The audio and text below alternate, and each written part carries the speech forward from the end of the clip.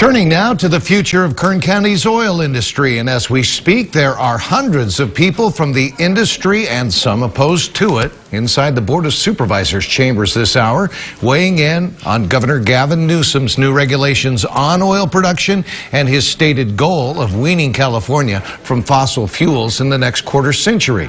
17's Eitan Wallace is at that meeting, and he's joining us now live from the Supervisors chambers to begin our team coverage tonight. Eitan, take it away. Jim, good evening. Yeah, that meeting got underway at 2 o'clock inside the chambers there. By the way, the reason we are outside the chambers is because inside the maximum occupancy is 283. And let me tell you, there are many, many more people here than 283. Now, I should also let you know that this all comes as the Governor Gavin Newsom, after he imposed new regulations on the oil industry last year, including a ban on new permits for steam-injected oil drilling and a mandate that any new fracking projects must be reviewed by an independent panel of scientists. A few statistics now. Kern County produces 134 million barrels of oil per year, accounting for nearly 75% of California's oil production. That makes us the top oil-producing county in the state and one of the highest in the nation. Industry representatives who spoke today say the governor's regulations could significantly impact the roughly 23,500 people either directly employed or associated with Kern's oil industry.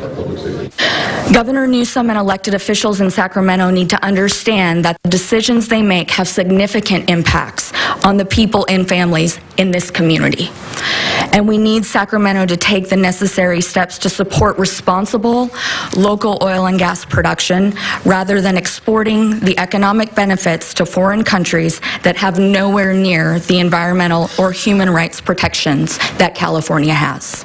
In the 48 hours following the governor's announcement, Barry lost $354 million in market value, or nearly 40% of our stock value. The impact of this most recent effort by the governor, as well as his ongoing efforts to stifle the industry, will have a long-lasting negative impact on all of us, including Kern County. It's not just to make Californians export their wealth to Saudi Arabia. It's not just to put these folks behind me out of a job so that we can employ people in Iraq. It's not just to curtail the tax base here in Kern County that pays for police and fire and sheriff and schools and roads so that we can increase tanker traffic into the Port of Los Angeles, the #1 source of air emissions in the LA basin, as we found out this week in the LA Times. So that's not justice. And I think if we want to talk about justice, we shouldn't be talking about getting off of Kern County oil. We should be talking about getting more reliant on Kern County oil and less reliant on those that are coming in from other places. Representatives from the governor's administration also spoke today, including the governor's own legislative affairs secretary, Anthony Williams. He, by the way, grew up in Bakersfield. Now, I want to read you the quote he said today in the supervisors meeting. He said, quote, "As we move towards a stronger future for Kern, that requires a more diverse economy for Kern County as well." We also heard from David Shabazian. He is the director of the Department of Conservation. He said the governor is committed to achieving the governor's climate goals. So we hope to bring you what they said tonight at 11. In the meantime, right now I can tell you supervisors are speaking from the podium and addressing the governor's administration's representatives. I should also tell you that ahead at 6, we will tell you what actions the board could decide as soon as this meeting wraps up. We'll see you then. Reporting live outside board chambers, Eitan Wallace, 17 News.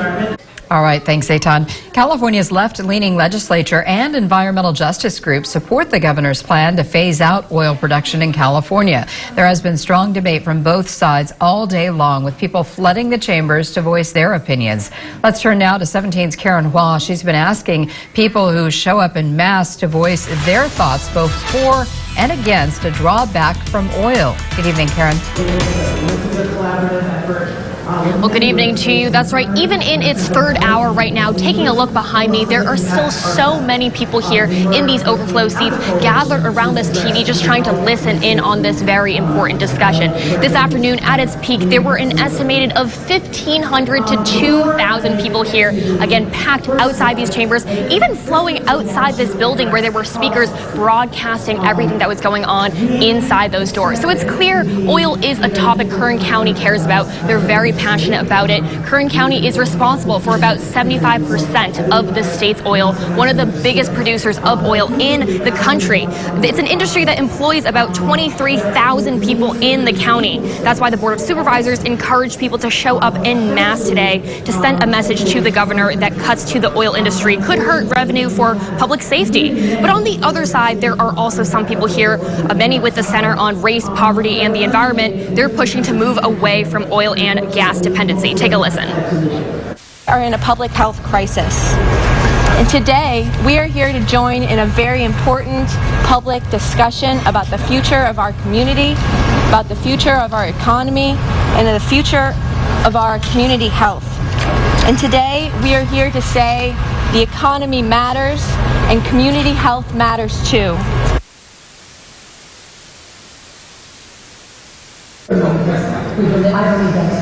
So the question on everyone's mind is, what does the future of the oil industry look like in Kern County? And that's yet to be seen how the county decides to move ahead with this discussion in cooperation with the state. But coming up tonight at 11, I'll have another look at both sides of the discussion, both for and against oil. So definitely tune in then.